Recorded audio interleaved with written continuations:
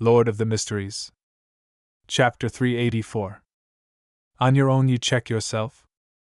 In Empress Borough, the opulent villa of Earl Hall.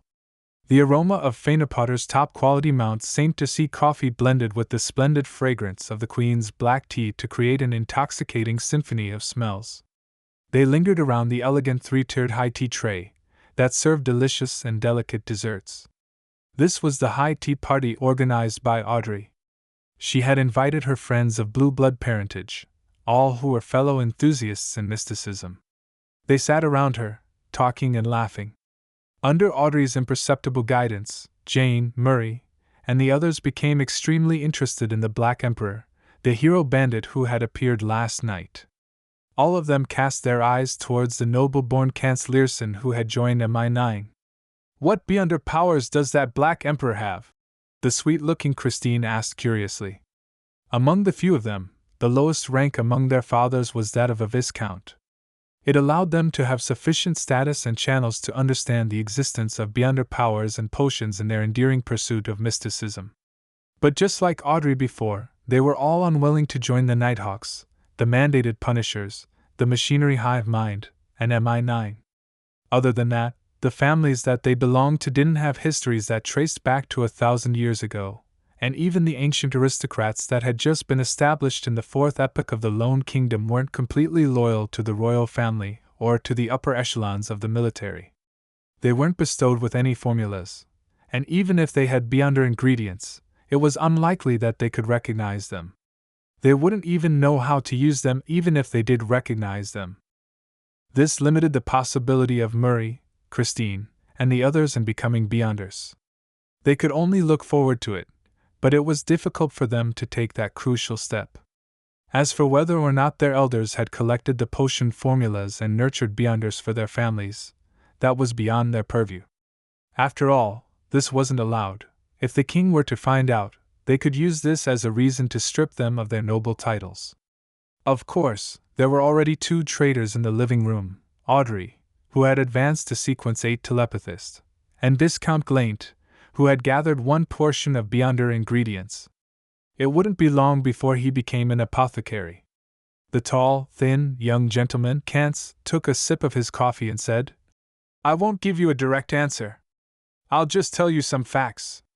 Other than traces of a gas explosion in the dining room where the battle happened, various means were used to detect poison, substitutes, Spectre's shriek, bullets condensed with holy powers, and other elements. By the way, that Black Emperor, no, hero bandit was in a Spectre state.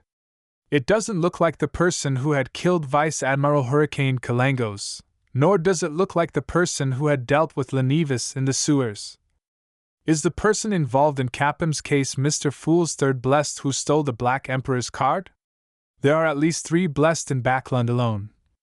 How many blessed does he have in total? Audrey's heart skipped a beat as she deliberately asked. Was there an intense beyonder battle? Murray, under her lead, asked one step further. There were beyonders at Capham's place? Relatively powerful beyonders? And there was more than one? He's just a trafficker. Viscount Glaint unconsciously expressed his doubt. Audrey maintained her faint smile and curious gaze, patiently waiting for Kantz's reply. Kantz laughed and said, "Murray's guess is correct. I can only say this much. Do you want me to be locked up by Captain?" Capham's place had more than one relatively powerful beyonder. Indeed, he's not an ordinary human trafficker. He might be involved in many matters regarding mysticism. Human trafficker. Could he be involved in some cult sacrificial rite? Mr. Fool's blessed attacked because of this? It was roughly the same with Lenevis. It involved the cult and sacrifices, as well as the descent of the true creator. I wonder which cult and evil god is behind Capham. Mr. Fool's goal seems to have always been targeting these evil gods. Is it really strife between the gods? Who knows how many grand schemes of those evil gods he has foiled? Audrey made many connections as her heart surged with emotions. Our tarot club's enemies are the evil gods. The rest aren't qualified. Does Mr. Fool wish to get the title of the nemesis of evil gods? Audrey pursed her lips and chuckled softly in her heart. Then, she suppressed her emotions and secretly made a confession. Audrey, how can you do this? How can you use Mr. Fool as a joke? At noon, when Klein returned to Minsk Street, he found, as he had expected, a letter from old Kohler who had paid a carriage driver to deliver to his mailbox. This was their agreed-upon contact method during an emergency. Of course, according to Klein's prediction, old Kohler, who didn't know many words, could only use simple symbols to tell him where and when they would meet. To his surprise, it was actually written in neat writing when he opened the letter. With a quick glance, Klein confirmed that it was identical to the handwriting in Daisy's vocabulary book. Looks like this girl was the one who helped old Kohler write it. This piece of paper doesn't seem to be exposed to moisture. Perhaps old Kohler had bought some in the event he needs to contact me urgently. Klein opened the door to the living room and read the letter. Only taking off his hat and cane, he leaned his cane against the wall. He didn't take off his coat because the fireplace in the room wasn't lit yet, and the early November cold was silently seeping into his bones. The letter was simple. After all, Daisy didn't know many words either. She thanked the detective for his kindness and good intentions before telling him that she safely returned home, and she finally said, in a tactful way, that she hoped he would bring her vocabulary book with him the next time he came to Eastborough. What a polite girl. Klein chuckled. He snapped his fingers and burned the letter, leaving no clues behind. He decided to return to Eastborough the next day and return the book to Daisy, as well as reimburse old Kohler for the cost of the letter delivery, letters, paper, and fountain pens.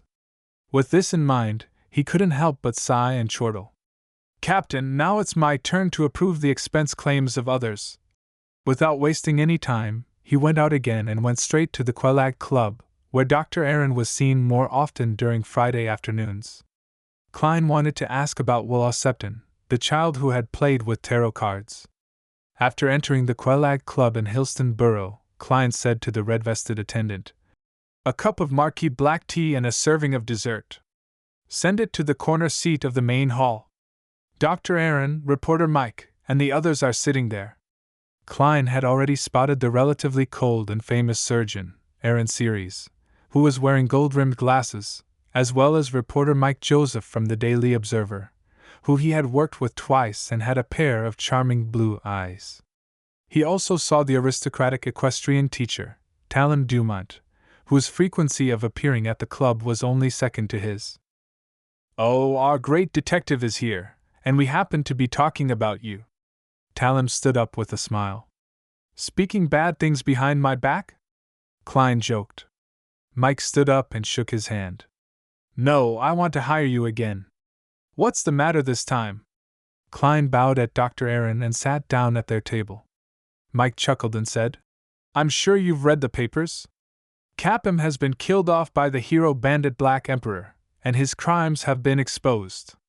What a joyous event! And as a reporter, I need to have an acumen for the news. I plan to get a list of names of the girls who were rescued in Eastborough from the police department to interview them.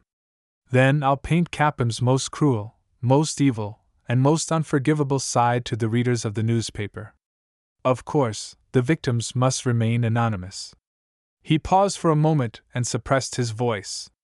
"I also have a hidden objective, or should I say, I wish to use the interview to know if these girls or their family know any relatively special friends. Who knows, that might be hero bandit Black Emperor." "You've found the right person." The corners of Klein's mouth almost twitched. He smiled at Mike and said, "We've already worked together on Eastborough's matters. We have sufficient familiarity and trust, so I have no reason to decline. I hope for a pleasant partnership." Mike stretched out his hand.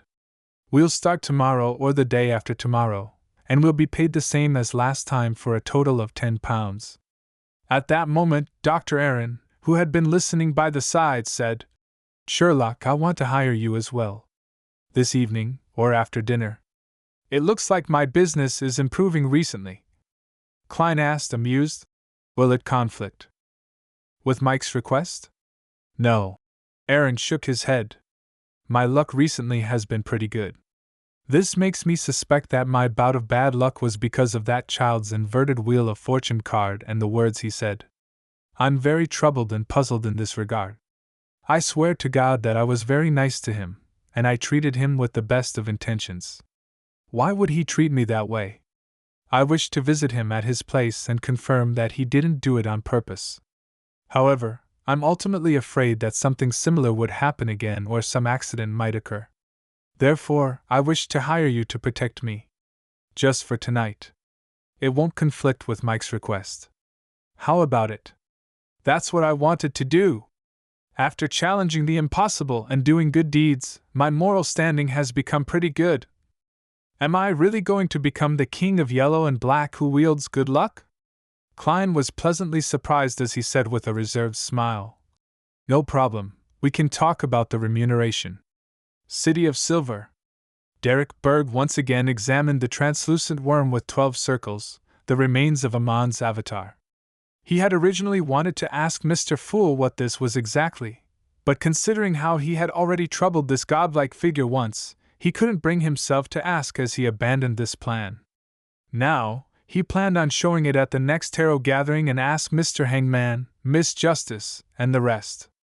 After hiding the worm, Derek suddenly thought of something.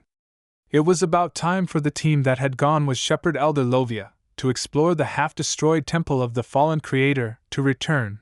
It wasn't too far from the City of Silver, and it was in a direction that they hadn't set foot in before. He decided to take a look. There were quite a few people he knew among the expedition team,